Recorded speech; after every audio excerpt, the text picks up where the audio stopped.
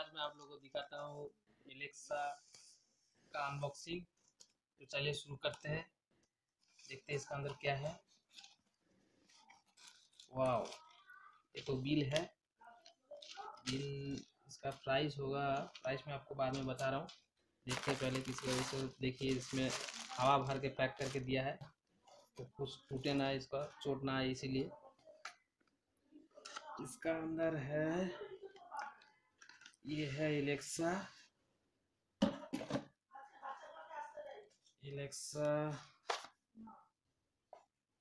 ये देखिए दोस्तों, ये है एलेक्सा। इसका आप सब कुछ दिखाएंगे, चालू करके देखेंगे। और इसमें है चार्जर, जो बढ़िया है, चार्जर दिया है। आप चलते, इसका प्राइस है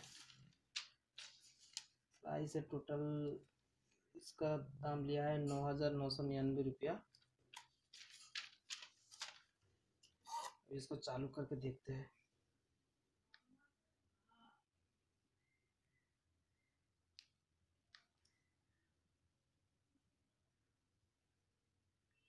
शायद चार्ज नहीं होगा, चार्ज में बिठाना पड़ेगा।